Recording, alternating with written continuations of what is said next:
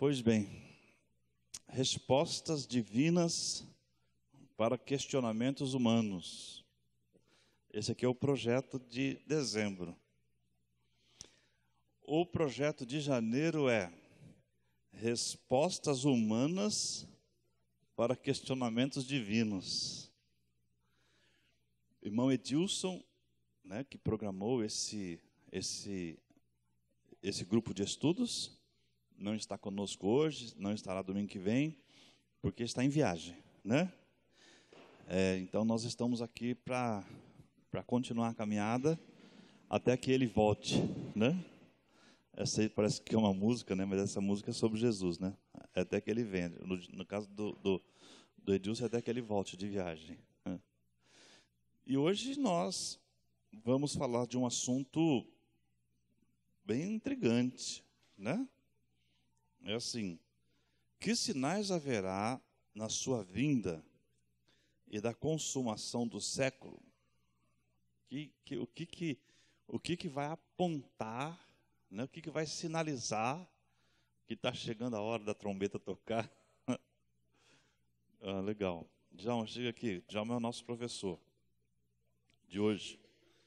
E esse assunto é um assunto que o Djalma foi escolhido porque é um assunto que o Djalma gosta, né? Ele gosta de trabalhar esse assunto, estuda bastante isso. Então, ele vai falar conosco hoje. E vocês vão abrir a palavra, vão aprender juntos e quem sabe até terminar a palestra, a trombeta não toca e nós já chega tudo lá no céu. Mas cadê o sinal? Puf, fui. Né? Já era. Vamos orar, gente. Obrigado, meu Senhor, por esta manhã. Obrigado pela vida do teu servo, irmão Djalma, que Deus, desde que foi incumbido de ministrar essa aula, tem orado ao Senhor, tem estudado a palavra, e nessa manhã vai conversar com os irmãos aqui sobre esse tema importante, sobre a questão do nosso Senhor Jesus Cristo. Então, que o teu Espírito, ó Deus, o teu Espírito, conduza o teu servo na ministração da aula, no nome de Jesus. Amém, Pai. Obrigado, pastor.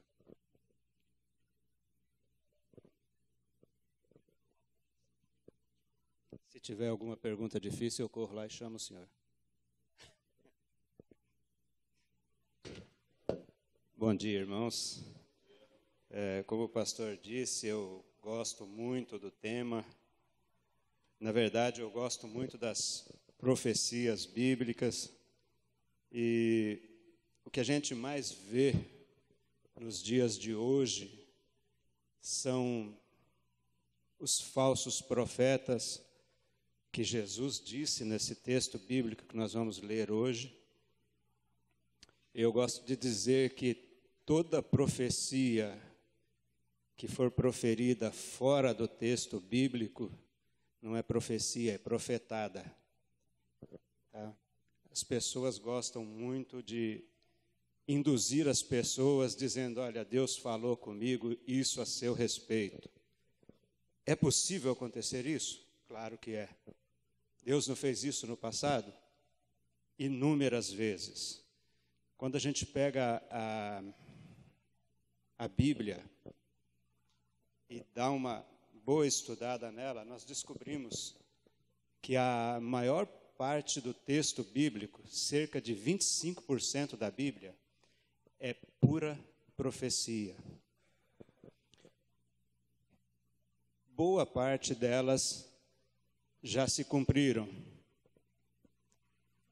Na pessoa do Senhor Jesus Cristo, enquanto Ele andou aqui no mundo, 100% se cumpriu na pessoa do Senhor Jesus. E nós tivemos outras profecias relacionadas ao povo de Israel, profecias também cumpridas, profecias que se cumprem diante dos nossos olhos nos dias de hoje. O renascimento de Israel no século passado, cumprimento da profecia bíblica. Deus disse que seria assim. Deus disse que eles seriam perseguidos, que tentariam varrer Israel do mapa, e muitas das vezes nós vemos declarações, inclusive na ONU, de líderes dizendo que querem o extermínio de Israel. Mas Deus prometeu que depois que eles voltassem, ninguém iria tirá-los de lá. E quando a gente fala em profecia, é lógico que você vai olhar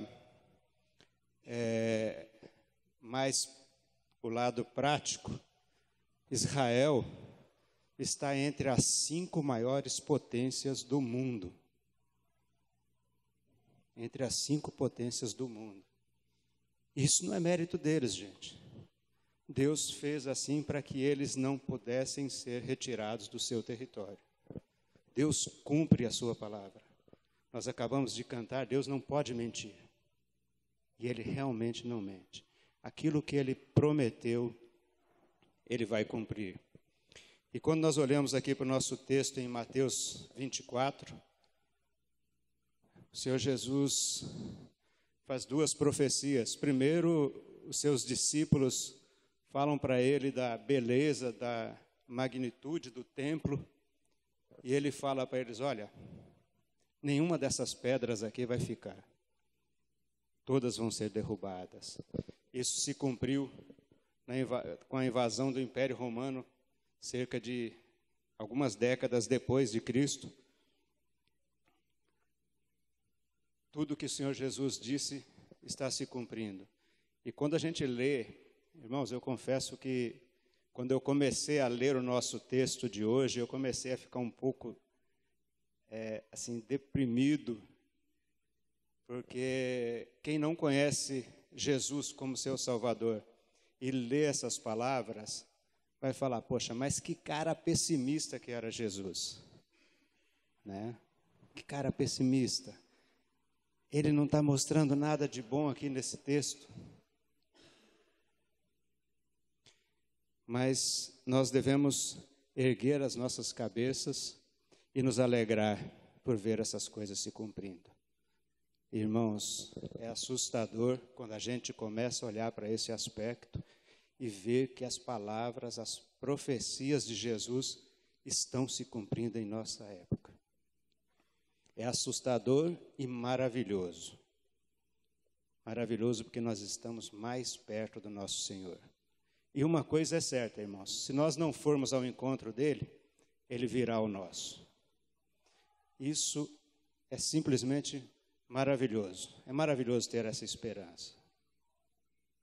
Ter a certeza que a morte não é o fim, é apenas o início da nossa vida no paraíso. É o fim do sofrimento, das dúvidas, das incertezas, das indignações. E todos nós podemos ter essa esperança hoje. Uma vez eu vi um pastor já com a idade bastante avançada, ele estava aposentado, dando um testemunho que ele estava pregando sobre a volta de Jesus, e alguém na igreja o interrompeu e disse, desde criança eu ouço falar que Jesus vai voltar e até agora ele não voltou, e vocês ficam falando a mesma coisa? O pastor virou para ele e falou assim, talvez ele não tenha voltado porque ele esteja esperando você tomar a sua decisão. Jesus não voltou ainda porque ele está esperando, porque tem mais almas para ser salva. O nosso trabalho, quando nós partimos para missões, não é em vão, irmãos, não é em vão. É o que eu sempre falo quando a gente parte para essas viagens missionárias. Gente, nós não vamos ver os frutos, mas pode ter certeza que a semente foi plantada e o fruto vai germinar. Nós precisamos continuar trabalhando para o Senhor. Muito bem, vamos ao nosso texto. Mateus 24, de 3 a 10. Eu vou ver qual dos irmãos gostaria de ler para a gente esse texto. Quem quiser, levanta a mão, eu levo o microfone. Irmão Oswaldo. Mateus 24, de 3 a 13.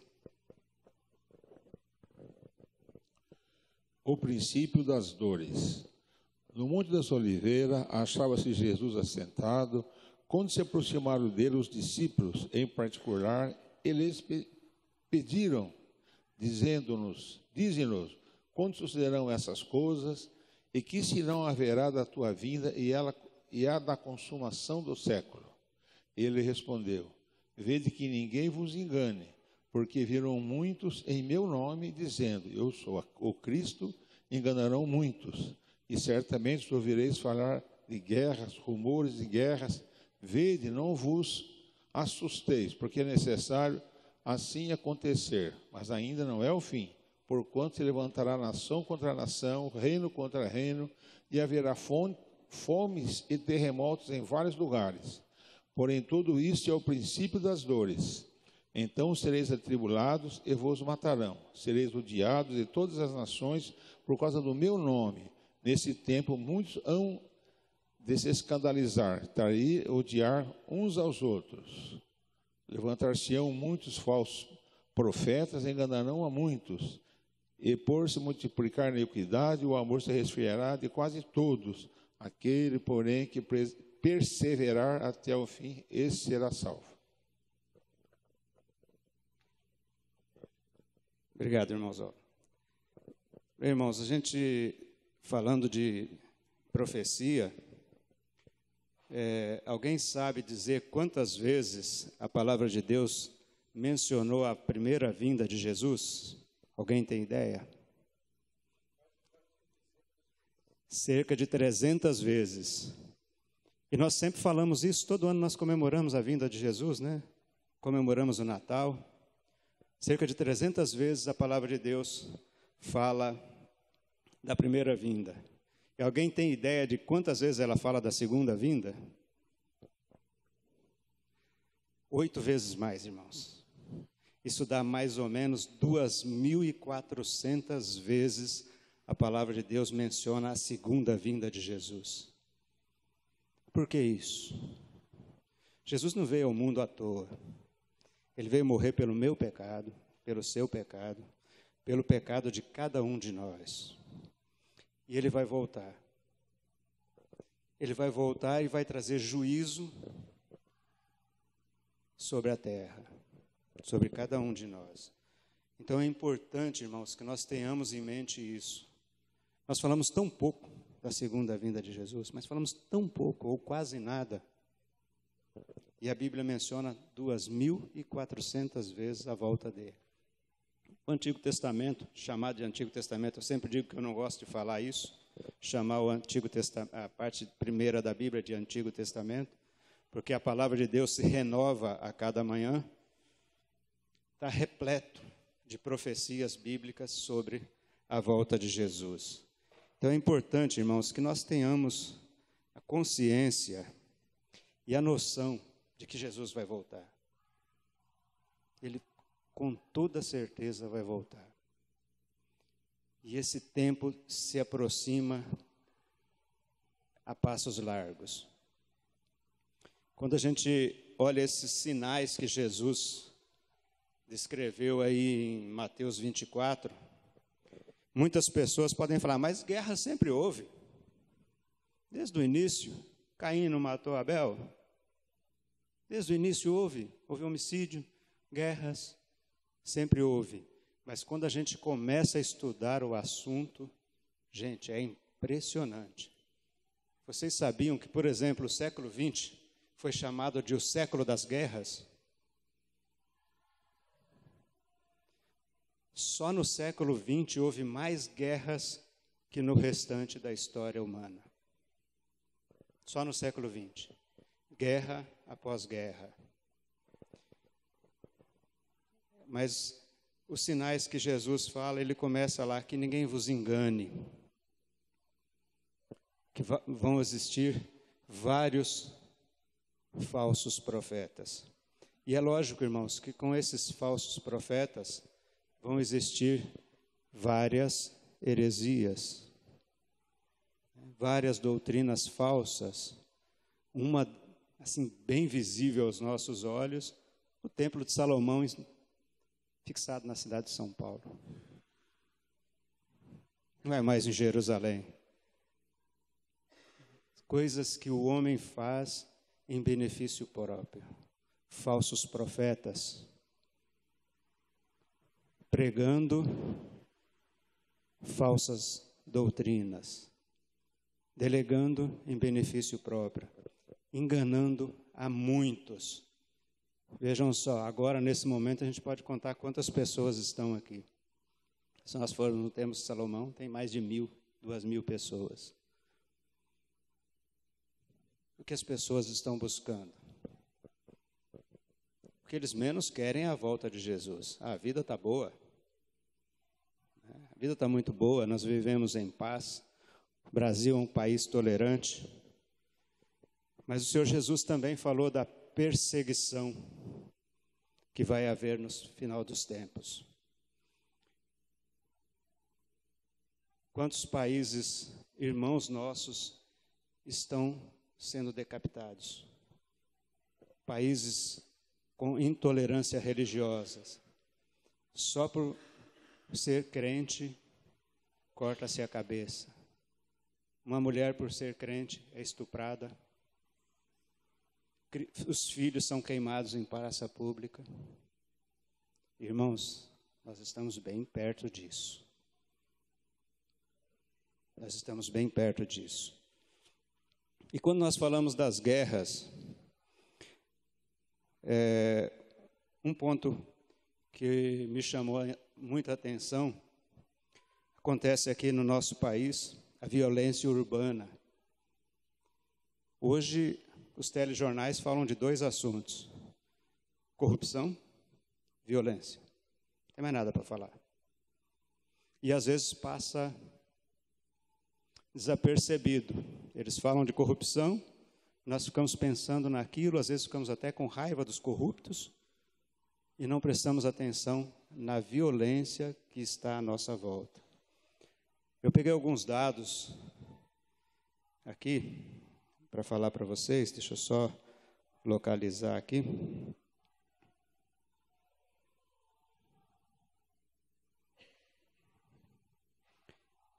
Só que eu acho que eu não salvei. Está aqui. Quando a gente fala das guerras, e às vezes a gente fica estarrecido com os índices, né? Uma das guerras que chamou muito a atenção do mundo foi a guerra da Síria. Nós vimos a guerra da Síria todos os dias nos telejornais, os países preocupados em resolver aquele conflito, massacres indiscriminados. A guerra da Síria, irmãos, durou 5 anos. Foi de março de 2011 a novembro de 2015. E causou a morte de 256.124 pessoas. Absurdo, não é? Aí nós olhamos para os índices da violência no nosso país na mesma época. Entre 2011 e 2015, no Brasil, irmãos, segundo, esses dados são da revista Exame, tá? Entre 2011 e 2015, o Brasil teve um total de 278.839 mortes violentas, causadas por assassinatos.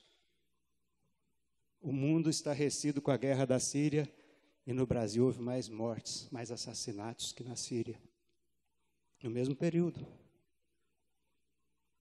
Nós poderíamos dizer que nós vivemos uma guerra civil no nosso país. Um telejornal chegou a classificar a situação no Rio de Janeiro de guerra civil. Mas isso é geral no país, é geral no Brasil. O homem está violento, está perdendo o amor. O Senhor Jesus disse que o amor de muitos se esfriaria. Eu costumo dizer que hoje os bandidos matam para ver a vítima cair. E quando a gente olha a questão do aborto, os Estados Unidos teve tantos abortos quanto os assassinatos no Brasil. o amor de mãe se esfriando. Quando a mulher engravida, a primeira coisa que ela quer é proteger seu filho. Quer que ele nasça bem, com saúde. Hoje elas estão simplesmente matando, se livrando dele.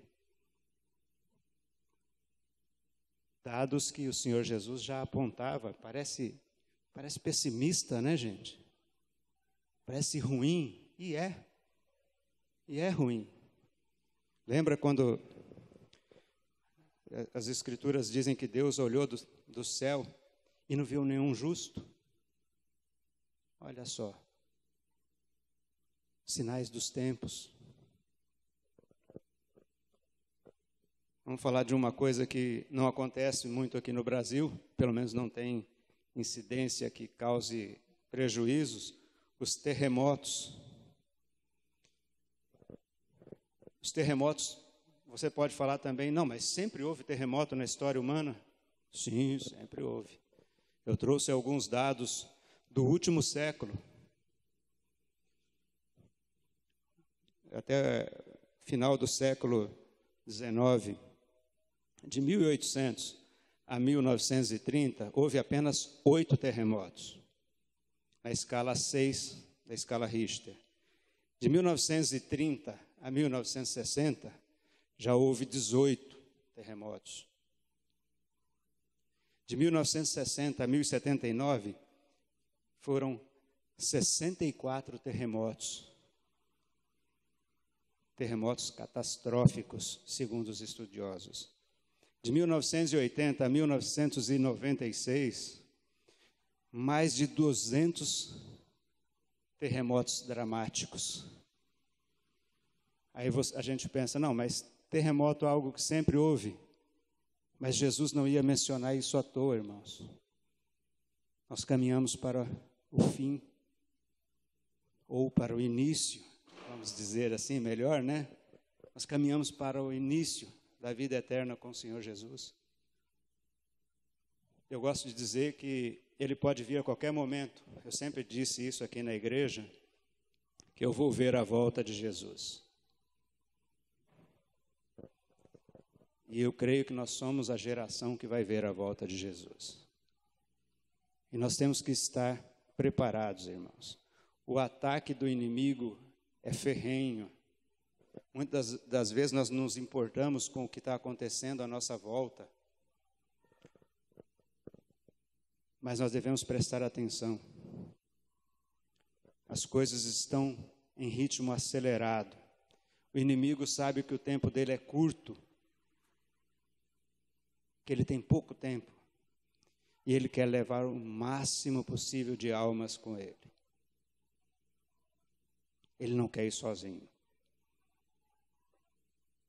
Então nós vemos que os sinais do século XX são extremamente fortes.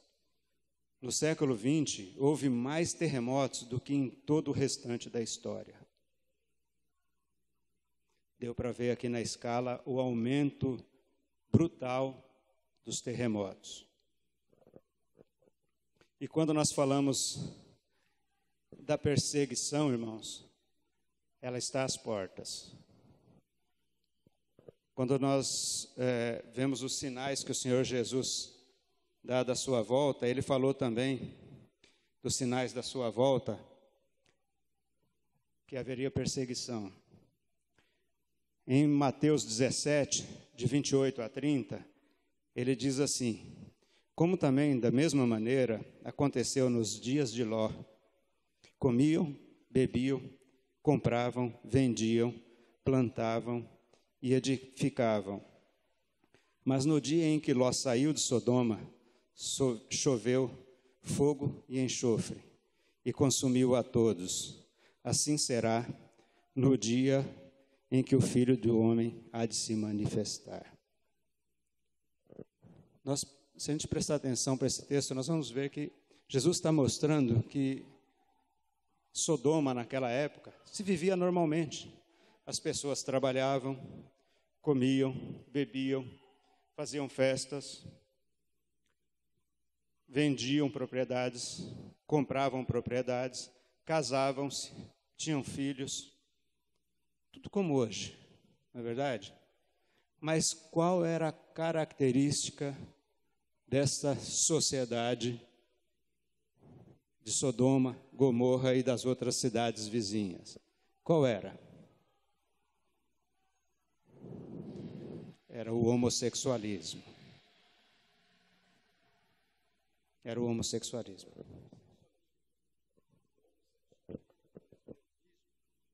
Homossexualismo, lesbianismo, pedofilia, relação com animais, valia tudo. É o que está se pregando aí no Brasil e aí em torno do planeta nos dias de hoje. Eu ia chegar nesse ponto, irmão. Exatamente isso. Não era só homossexualismo, pedofilia, relação com animais, todo tipo de abominação. E o que nós vemos sendo pregado nas escolas hoje? Nós podemos ser processados porque eu estou falando isso. Mas é uma realidade. Início da perseguição. Falou, vai ser perseguido. Exatamente o sinal mais forte que Jesus deixou para a nossa sociedade. Gente, e isso não é característica Brasil, é característica mundo. Isso roda pelo mundo todo. Com esses governos totalitários que estão se levantando, estão ensinando exatamente essas coisas, essas ideologias. Gente, se alguém quiser interromper e falar alguma coisa, fica à vontade, tá? Este é o sinal mais claro e mais forte para nós hoje aqui. Quando a gente fala desses sinais, nós não vivemos terremotos, graças a Deus. Nós não temos um tsunami, até porque nós estamos aí a 600 e poucos metros de altitude em relação ao mar. A violência parece distante de nós, né? Graças a Deus, mas ela está tão próxima, gente. Está tão próxima e nós não podemos nem imaginar. E quando nós vemos os sinais se cumprindo, nós devemos erguer a cabeça. Quem lembra o último versículo que foi citado no nosso texto? Ao que vencer. Quer ler, pode ler, não tem problema, gente. O que perseverar será salvo. Exatamente isso. A única coisa que eu vejo aí é que eu, por exemplo, tenho certeza absoluta que vou me encontrar com Cristo. Ou ele, quando ele voltar para julgar, ou quando ele me chamar para a presença dele. Não tem a menor dúvida. A gente não pode incorrer no erro dos cristãos dos primeiros séculos. Começaram a vender tudo e ficavam ali parados esperando que ele fosse vencer, voltar, porque não tinham entendido a missão dele. Havia uma série de coisas que tinham que acontecer e que vem acontecendo. Eu gosto muito do versículo que diz: buscai ao Senhor enquanto se pode achar, invocai-o enquanto está perto. Então, é claro que todas essas profecias estão acontecendo aí. Isso o irmão está explanando, dando uma explanação excelente, está sendo muito bom, né? Porém, que a gente não incorra no engano dos cristãos dos primeiros séculos, de achar porque Cristo vai voltar, vamos cruzar os braços, viver em comunidade aqui, sem fazermos aquilo que Ele nos mandou, que é ir por todo mundo pregando o Evangelho a toda criatura. Exatamente. Isso cai dentro dos falsos profetas, né? Um erro grave que se comete quando se estuda a volta de Jesus é marcar data. Conta-se uma história dos Testemunhos de Jeová. Eu não vou falar o nome dos caras, que os caras são bem complicados, mas o primeiro datou a volta de Jesus. Isso nos Estados Unidos. Convenceu seus adeptos a vender tudo o que tinha e sair pelo país vendendo as suas revistas e anunciando a volta de Jesus. Jesus não veio na data marcada. Ele morreu esquecido, decepcionado e triste. Aí surgiu um outro espertalhão, que levantou essa doutrina de novo e jogou 200 anos para frente. Ele falou, eu não vou estar aqui para morrer, vou ficar rico. E o pessoal está por aí até hoje, né? Então, gente, nós não podemos marcar data. Eu gosto de dizer que a volta de Jesus é semelhante ao nascimento de uma criança. As mulheres sabem bem disso. Quando a gravidez está chegando no fim, o médico marca uma data. Tantos dias antes, tantos dias depois. E essa é a volta de Jesus. Nós podemos precisar a época, mas não a data. E nós devemos lembrar que um dia para Deus é como 1000 anos, e 1000 anos como um dia. Então nós podemos saber que está próximo. Para Deus, 1 minuto para meia-noite. Para nós não sabemos se nós vamos estar aqui, mas podemos ter essa esperança. Jesus está às portas e as coisas estão acontecendo aceleradamente, muito mais rápido do que a gente imagina. Esses falsos profetas esfriam o amor, dão falsas esperanças, descaminham as pessoas do caminho de Deus. Nós devemos buscar orientação de Deus para as nossas vidas. Devemos cuidar das nossas crianças. O ataque está iminente, irmãos. Quando a gente conversa com professores cristãos, nós vemos que a coisa está feia. Banheiro comum para os meninos e para as meninas. Eu vi um pastor falando que na cidade dele, uma mãe foi buscar uma criança de 4 anos e ela entrou e tinha 2 crianças tomando banho, 2 meninos, e eles estavam se tocando. Ela foi interromper, a professora não deixou. Falou, não, eles estão se conhecendo. Esse é o perigo que os nossos filhos correm hoje, irmãos. Quem tem filho pequeno tem que ensinar em casa, tem que perseverar, tem que cuidar das suas famílias.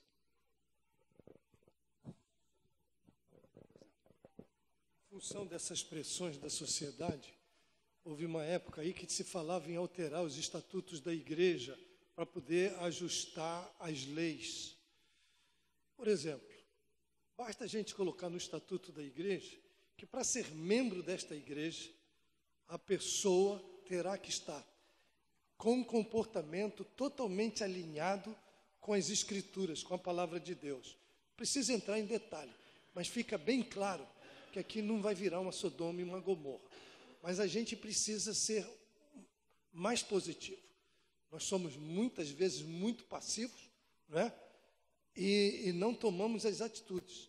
Então nós precisamos realmente ter uma atitude forte, que só é perseguido quem se posiciona.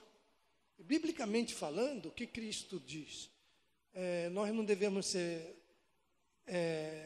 devemos ser frio ou quente, porque o morno ele vai vomitar da sua boca. Então, o crente tem que ser posicionado em relação ao que a Bíblia fala. E por isso a Bíblia diz, errais em não conhecer as Escrituras. Por exemplo, essa profecia desses falsos profetas aí, não é isso? Se a gente lê a Bíblia, o próprio Cristo disse, nem eu sei, se referindo a ele, Cristo homem, só o Pai.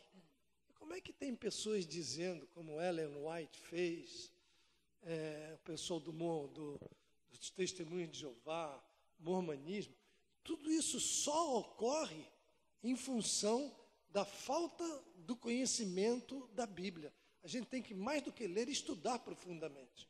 Aí a gente não vai ser enganado pelo inimigo. Exatamente.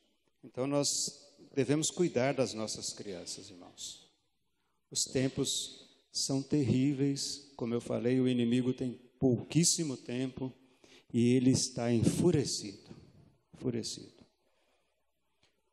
Mas, como eu falei do último versículo, né, Jesus demonstra que ele não estava sendo pessimista ou depressivo, mas ele estava falando a verdade.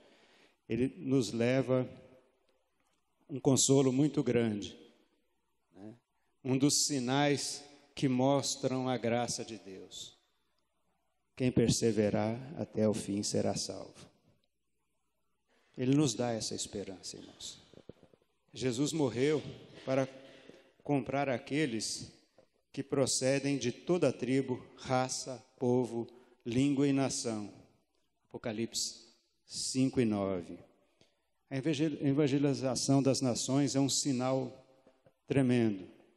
Uma coisa que eu acho interessante, né, quando Jesus fala que nos últimos tempos todas as nações ouvirão, ele não quer dizer todas as pessoas, mas todas as nações. O evangelho entrou, aquela nação já foi evangelizada. Nós vivemos num país, como eu falei, que aparente tolerância religiosa. Quando a gente começa a levantar dados na internet, nós vemos que hoje o Brasil tem mais de 50 milhões de evangélicos. E quando eu olho para esse sentido, nós devemos fazer a diferença na sociedade que nós vivemos, irmãos. Nós temos que ser uma igreja relevante. E se esses 50 milhões de evangélicos fossem relevantes na sua sociedade, nós teríamos um Brasil melhor. Um país mais pacífico, um país mais ordeiro, um país mais honesto. Quando a gente fala da corrupção, parece que só os nossos políticos são corruptos. A corrupção começa no povo. A corrupção começa de baixo. Começa lá embaixo. Você vai abastecer o seu carro no combustível. Nem sempre a bomba mostra o quanto realmente ela colocou de gasolina no seu tanque. Outro fator, você não sabe se a gasolina é realmente gasolina. Corrupção está em todos os sentidos da nossa sociedade. Há um ano, quando eu comecei a prestar serviço na empresa de um japonês lá em Porto Feliz, quando nós fomos acertar o pagamento, ele falou, como que você faz? Eu falei, eu dou nota. Ele ficou feliz da vida, porque todos os outros prestadores que apareciam lá queriam receber por fora. Queriam receber por fora. Então, irmãos, nós temos que fazer a diferença na sociedade. Como eu costumo dizer, um copo da água do mar não é nada, né? Mas tem que começar. Mesmo que nós sejamos perseguidos. Eu costumo dizer que quando está tudo muito bem, quando está tudo muito lindo na igreja, tem algo errado. A igreja deve combater os portais do inferno. E quando está tudo perfeito, tudo lindo, alguma coisa está errada, irmãos. Quando não tem problemas, quando não tem lutas, alguma coisa está errada. E nós temos essa tendência, né? Eu estou aqui na igreja, começa a dar problema, eu vou para outra, porque não quero saber de problema. Né? O pastor tomou uma atitude com alguma coisa que eu fiz, vou embora. Não é isso que acontece? Nós não queremos saber de lutas. E a vida com Cristo é uma luta. O que foi que Jesus disse? Ele disse que nós teríamos um mar de rosas. Ele não falou, nesse mundo, mas tenha de bom ânimo, eu venci o mundo. Essa é a nossa coroa, irmãos. Lutar do lado do nosso Senhor. Mas lutar mesmo. Eu gosto de dizer também que é muito fácil a gente ser crente aqui na igreja, né? Ô, irmão, como vai? Muito fácil. E lá fora? Os convites são de todas as formas. Como eu falei, eu gosto de dar nota, mas quantas vezes os donos de empresa falam, não, dá um jeitinho aí, vamos fazer sem nota. Sonegação. corrupção, ilegalidade. É o que impera na sociedade. E, gente, isso não é privilégio do Brasil, tá? Isso não é privilégio do Brasil. Hoje, praticamente todos os países do mundo estão nessa situação. Essa profecia não é para nós, não é só para nós, é para a humanidade. O mundo tem que ficar perplexo. Jesus disse que nessa época as nações iam estar perplexas com a situação. Jesus disse que Jerusalém seria um cálice de tontear das nações. Tantos sinais, irmãos. E às vezes nós estamos assistindo um telejornal, dá uma notícia de Israel, lá a gente nem presta atenção. Cumprimento de profecias. Cumprimento da palavra de Deus. E é tão importante nós enxergarmos isso no dia a dia. Nos dá alegria. Nos dá satisfação de ver a palavra de Deus se cumprindo. Mesmo que seja com dores. A vida não é fácil para ninguém, irmãos. Não é fácil para ninguém. Mas nós podemos ter sempre esperança de dias melhores. Gildo? Estava prestando atenção em toda essa discussão, essa situação de guerra, de dificuldade, de perseguição e de problemas, e como o mundo está, e como ele está se transformando, e como o pecado tem imperado, e como todas as coisas estão desapercebidas, e essa série toda grande. Mas e nós temos que lutar. Mas como lutar? Nosso exemplo é Cristo. Como ele lutou? Ele foi condenado, foi crucificado porque ele não compartilhava com o pecado, ele não fazia nada do que era comum todos fazerem, falava forte e duramente contra tudo o que faziam, mas, ao mesmo tempo que fazia assim, amava todas aquelas pessoas e chorava por elas.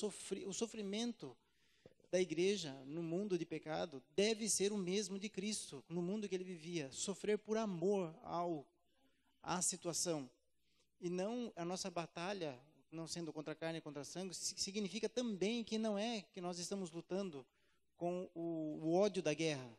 Nós não estamos lutando contra um inimigo que está à nossa frente ali. Os pecadores não são os nossos inimigos. Então, nós não lutamos odiando. No mundo das academias fala com sangue nos olhos. Nós lutamos com amor e sofremos com amor. Somos perseguidos por causa do amor. E nós vamos fazer um musical aí chamado Marcados por Amor. E o que mais pega hoje na igreja moderna é não lutarmos mais como Cristo lutou, não amarmos mais como Cristo amou. Somos confundidos. Nós estamos sendo chamados aqui para nos posicionarmos contra todas as coisas que estão acontecendo na nossa sociedade, as mudanças de gênero, de famílias, de todos os tipos de mudanças que vão aparecer mais ainda, mas a nossa posição de amor ainda não está clara. Ninguém está entendendo, a pessoa está entendendo, nós somos quadrados, somos acusadores, somos tudo, menos a igreja do Senhor Jesus Cristo como ela era lá. Então, nós vamos sofrer, mas nós vamos sofrer por amor. Não sofrer porque nós odiamos as pessoas. E a gente precisa se posicionar mesmo e começar a lutar mesmo. E a nossa luta é de joelho no chão, amor no coração, pedindo para que o amor não esfrie e o nosso sofrimento será por amar. Não porque fomos derrotados, porque fomos perseguidos e porque fomos colocados em fogueiras. Vai ser, quando Jesus olhava para a cidade de Jerusalém do alto, lá ele falou que quantas vezes eu quis juntar vocês, eu amo vocês. Mas ele foi crucificado, apesar e por causa do amor. Então, a gente precisa se posicionar melhor como igreja nisso, o amor. Porque é só assim que Deus é reconhecido e se mostrou. Obrigado, Gildo. Exatamente. As pessoas não entendem que por você não concordar com um tipo de atitude ou um estilo de vida, você as odeia. E não é isso. Não é isso, né? Acho que ninguém está falando sobre isso. Nós devemos amar as pessoas. E se a partir do momento que nós amarmos as pessoas, nós vamos sair dessas paredes e vamos buscar essas pessoas no mundo. É muito fácil nós falarmos que amamos o próximo E no domingo a gente pega a nossa Bíblia, vem para cá, senta, ouve, vai embora, volta para a sua luta do dia a dia e esquece tudo.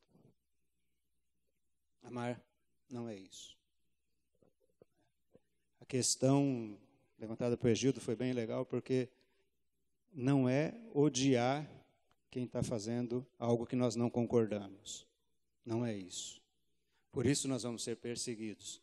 Porque se nós não concordamos e temos uma posição, eles não vão aceitar. Até hoje eu não vi nenhum pastor, quando toca nesse assunto, nesse tema, demonstrar ódio. Ele demonstra discordância. E essa também é uma característica do ser humano dos dias de hoje. Ninguém quer reconhecer que está errado. Eu estou certo sempre. Gera brigas de família, gera discussão no lar, porque o outro está sempre errado e eu estou sempre certo. Essa semana, lá na empresa do japonês, eu conversando com o gerente, eu soltei uma frase que eu não devia. Eu falei para ele, acho que eu vou precisar ficar hoje aqui até mais tarde, porque senão o serviço não sai. Na frente do colega, que é o chefe da ferramentaria, eu vi que ele só abaixou a cabeça. Aí na hora deu aquele estalo, falei bobagem. Deixei passar alguns minutos, aí cheguei nele e falei, cara, eu tenho um pedido de desculpa para fazer para você. O cara deu um passo para trás, estranhou. Eu falei, não, eu acho que eu falei coisa errada. Me perdoa. O cara não tinha palavras para responder, porque não está acostumado. Nas empresas hoje é um querendo derrubar o outro. Fala e não está nem aí preocupado com a situação que o outro vai ter que enfrentar. Não está nem um pouquinho preocupado. E quando nós reconhecemos que nós erramos e pede perdão, as pessoas estranham. Porque ninguém quer dizer que está errado. Ninguém quer dizer. Com relação ao amor, que é o dom supremo, é inquestionável. O que a Bíblia nos orienta é que nós devemos amar o pecador e odiar o pecado. Nós temos que amar o homossexual, mas odiar o homossexualismo. Porque o homossexual é a maior vítima do homossexualismo. Nós temos que amar a prostituta, mas odiar a prostituição, porque ela é a maior vítima da prostituição. E isso daí. Então, a gente precisa ter esse muito bom senso aí de saber se como a gente está agindo, né, é o princípio de combater o mal com o bem. Eu não vou ficar xingando um homossexual, uma prostituta. Não, muito pelo contrário, eu tenho que demonstrar amor por essas pessoas. E pedir que Deus me use para que eu seja um instrumento dele em socorrer essas pessoas. Né? Mas a gente precisa tomar muito cuidado nesse sentido. Só um comentário rápido que eu queria fazer, a gente tem que cuidar, a Bíblia diz vigiar e orar. Não é orar, é vigiar. Achei um dinheiro no chão. Que sorte! Sorte! Seu próximo perdeu dinheiro, você está se alegrando com o prejuízo dele. Então, nas pequenas coisas a gente tem que estar atento, porque Satanás é muito astuto. Ele vai corrompendo a gente em doses homeopáticas. Daqui a pouco a gente está aí totalmente destruído por ele se a gente não vigiar. Uma coisa que o Egildo levantou, e é bem interessante, como lutar. O irmão falou agora, vigiai e orai. Orar, todo mundo sabe que é um dever do crente. Mas vigiar, como é que faz isso? Principalmente quem tem os filhos pequenos, que ainda está sob controle. Ensina a palavra de Deus em casa. Nós estamos numa geração que às vezes acha que a escola é que tem que educar, a igreja é que tem que ensinar, e não é isso. Ensina teu filho o caminho que deve andar. Não é isso que diz a palavra de Deus? E se amanhã ele escolher ir para o mundo, você cumpriu a sua obrigação. Mas nós temos que ensinar os nossos filhos, temos que gastar tempo com eles. Temos que gastar tempo. Irmãos, eu confesso, eu não gastei o tempo suficiente com meus filhos. Não gastei. A Dani está aí com o marido, trabalhando em missões, graças a Deus. Mas como eu já falei da outra vez, meu filho está no mundo. Mas, na medida do possível, nós ensinamos a palavra de Deus para eles. Nós demos o exemplo. O exemplo é importante, irmãos. Sempre tem aqueles que falam, né, que a pessoa é uma coisa na igreja, outra em casa. Nós temos que ser a mesma coisa em casa. Nós temos que dar o exemplo. Quando o João Flávio era pequeno, na época que a gente mesmo consertava o carro na garagem, hoje é tudo eletrônico, não dá mais para fazer isso, né? Eu pegava uma ferramenta e ia fazer alguma coisa, logo ele estava ali, me imitando. O filho imita o pai. Se o pai lê a Bíblia, mostrar para ele que ama a palavra de Deus, ele vai amar também. Só compartilhando com o irmão está enganado, o irmão não cumpriu o seu dever de educador e de pai, não. Só vai ter terminado essa missão, e eu estou falando isso para mim, não estou atirando pedra, não, que eu tenho um drama semelhante aí. Meu irmão, até o último suspiro, aquilo que a gente não pode fazer, os filhos estão longe, estão desviados, é orar por eles. Entrega os teus cuidados ao Senhor, confia nele. A nossa tarefa não termina nunca de pai e de mãe, porque nós temos que estar orando até o nosso último suspiro por eles. Sem dúvida, nós temos que continuar. O Senhor Jesus termina esse sermão profético, irmãos, com a parábola do servo infiel. Ele fala, assim, o tempo já está adiantado, mas ele fala que o Senhor viajou e deu uma responsabilidade financeira para cada um. Naquela época não tinha banco para, eu vou fazer tal investimento. Um servo foi, aplicou e dobrou o dinheiro. O outro também. E um enterrou. Que nós possamos ser achados fiéis diante de Deus. Irmãos, como é fantástico quando a gente leva o evangelho para uma pessoa, aquela pessoa entrega a vida dela para Cristo e você vê ela levando outras pessoas para Cristo. É maravilhoso.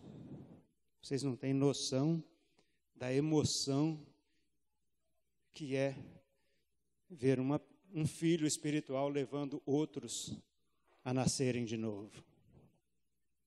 É tremendo, irmãos. É gratificante. E nós precisamos fazer isso a todo instante. Amar as pessoas. Tem uma canção popular que diz, né? Que devia amar as pessoas como se não houvesse amanhã. E é exatamente isso. Irmãos, é impressionante como o inimigo sabe que o fim está próximo. A gente vê isso até nas canções. Essa canção mesmo, amar as pessoas como se não houvesse amanhã. A minha geração foi regada a Raul Seixas, um satanista declarado. E ele falava muitas coisas sobre isso. Por quê? Porque o diabo sabe o que o espera. E sabe que o tempo dele está acabando. Eu vou dar um minutinho para vocês. Alguém quer falar alguma coisa? Senão eu vou partir para a conclusão. Só um momento, irmão. Já leva a Eliette. O que assusta a gente é a inversão de valores. Os papéis estão invertidos. A verdade hoje é pregada como mentira e a mentira como verdade. Nós estamos vendo assim igrejas que têm pastores que dizem que são pastores com aquele casamento do mesmo sexo e depois aquela igreja cresce, prospera e recebe muitos adeptos e o mundo acha que aquilo é verdade, que aquela maneira é certa, porque está amando. É a verdade que está sendo invertida. A mentira se transformando em verdade e a verdade em mentira. E dá um medo a gente viver num mundo desse, tem que se preparar mesmo, viver firme com Jesus, porque senão a gente acaba também enfraquecendo, dizendo por que essas coisas acontecem. Jesus permite que isso aconteça. É difícil demais, eu vou te contar, o mundo está perverso, a gente tem que firmar no Senhor. É verdade, irmã. Mas isso é cumprimento de profecia. Paulo disse, eu já levo para você, Eliette. Paulo disse na carta, se não me engano, na primeira carta, capítulo 4 ou 3 de Timóteo, que nos últimos dias os homens vão se cercar de doutores, vamos dizer assim, teólogos, né? Ou não, que se intitulam pastores, apóstolos, missionários, e etc. e tal, que vão falar segundo o desejo dos seus ouvidos. E como é bom, né? Chegar aqui e falar, gente, o mundo é maravilhoso, é lindo. Não falar o que está acontecendo. Nós vivemos uma sociedade extremamente violenta. Nós estamos vivendo em paz aqui, Sorocaba é uma cidade boa ainda. Mas nós não temos noção do que acontece aí fora, no resto do Brasil. Nós vamos ficar impressionados.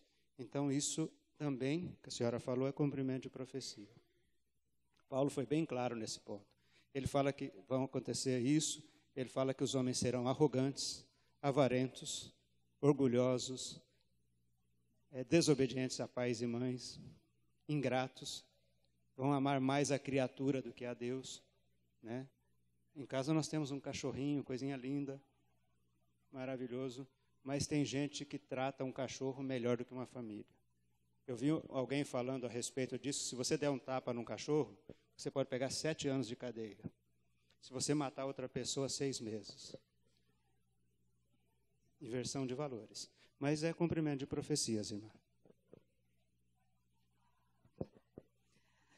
Jesus vivia o que pregava, né? Então, ele era admirado por isso, o testemunho dele falava alto. E a gente tem que entender que o evangelho é viver. Se a gente não viver o que a gente prega, não adianta de nada, né? E hoje a gente tem que tomar muito cuidado, porque tem muita coisa aqui que tem. Às vezes está furando uma fila, é a corrupção. Está fazendo algo que não é certo, algo que é errado, algo que é proibido para menor, é garantido para o maior. Então, tem certas coisas que a gente tem que tomar cuidado, porque são pequenas coisas que vão entrando e vai minando. O inimigo, ele é pertinaz, ele sabe. Às vezes são coisas pequenas que aquilo vai minando a sua vida e vai diminuindo o seu testemunho diante das pessoas. Né? Muitas pessoas falam, né? Faço o que eu faço, o que eu falo, mas não faço o que eu digo. Isso não é a vida do cristão.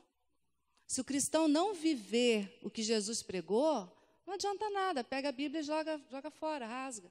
Às vezes a gente já trabalha muito com os adolescentes. Olha, vivam o que vocês estão aprendendo, o que vocês estão lendo. Porque se você quer seguir a Cristo, é isso aqui. Se você não vai fazer isso aqui, para que você está seguindo a Cristo? Por que você está se enganando a si mesmo? A palavra diz para a gente tomar cuidado. Não se engane a si mesmo. Ou você aceita Cristo, ou então você não aceita. Porque você vai estar no dilema. Não dá para você servir a 2 senhores. É fácil? Não é fácil.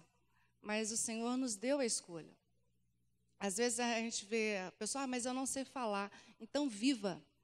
Porque o testemunho de um cristão é gritante. Qualquer lugar que você for, realmente tem um verdadeiro cristão, ele vai ser notado. Ele vai ser admirado. Às vezes chega a pessoa perto de você e fala, você é diferente. Há brecha para você poder falar. Porque é interessante que quando o cristão vive, ele é buscado por um aconselhamento. Às vezes tem pessoas que você nem acredita, chega assim, olha, eu posso falar com você? Eu vou falar com você porque eu vi que você é crente. Então eu vou poder compartilhar isso com você. Você leva até um susto, porque às vezes você nem tem intimidade com a pessoa, mas ela tem segurança em desabafar com você, porque ela viu que você está vivendo aquilo. Então a gente sempre fala, o evangelho é viver. O resto...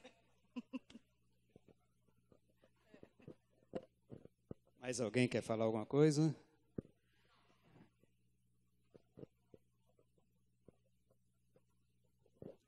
Só em relação a essas mudanças grandes que a gente está vivendo, ideologia de gênero, a homossexualidade cada vez mais forte, não é? A gente vê que eles estão se impondo aí cada vez mais forte.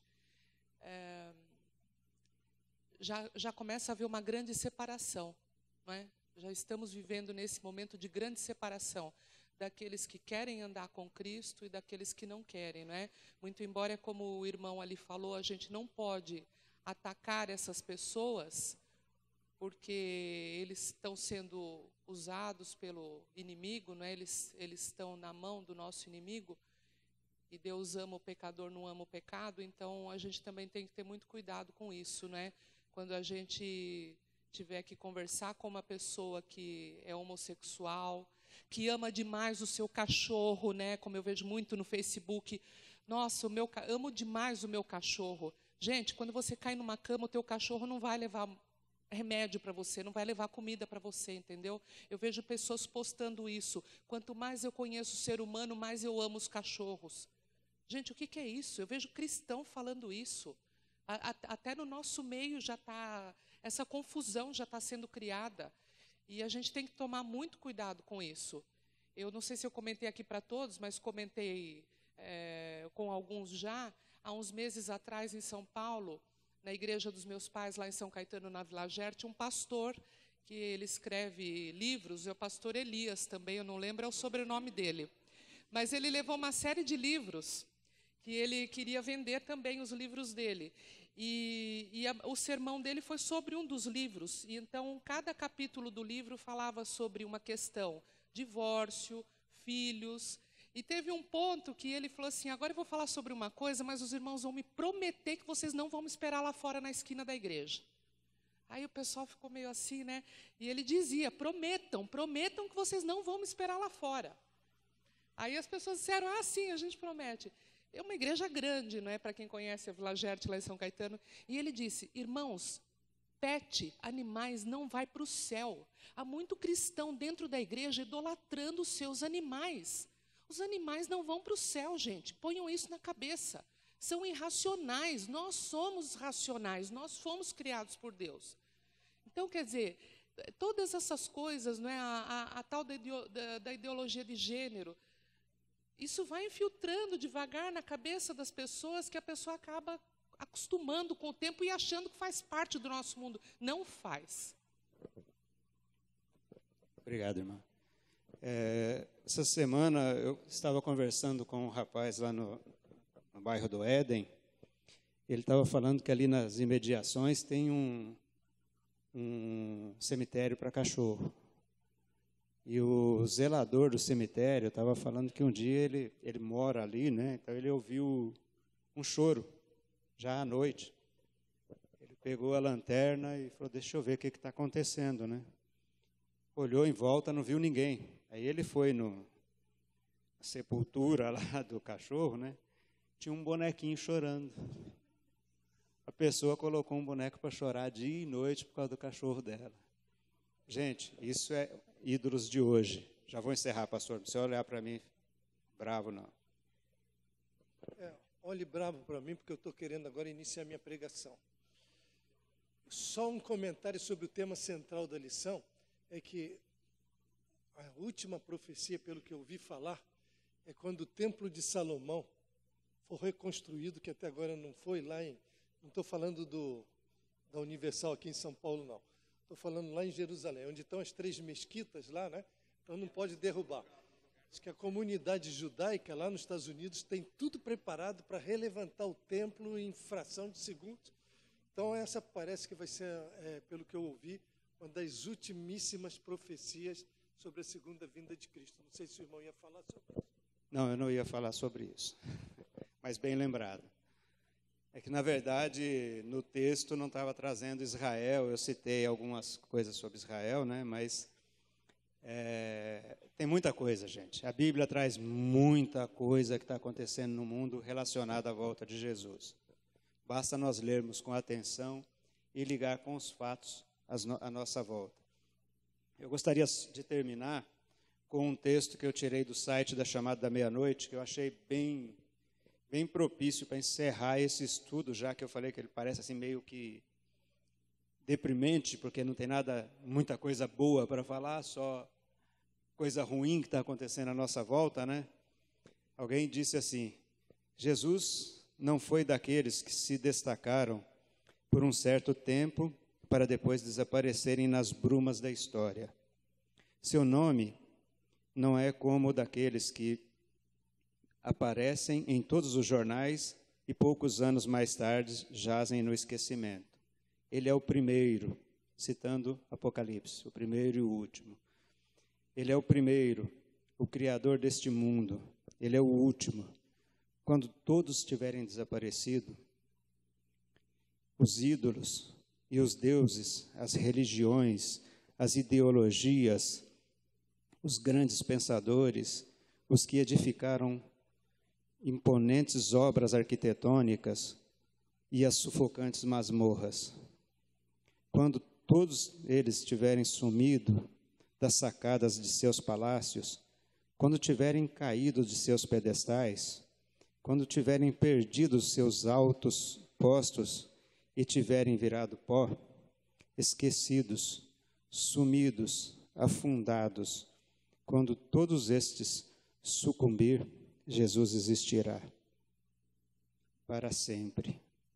Você não irá mais encontrar os deuses, os ídolos de antigamente e os de hoje.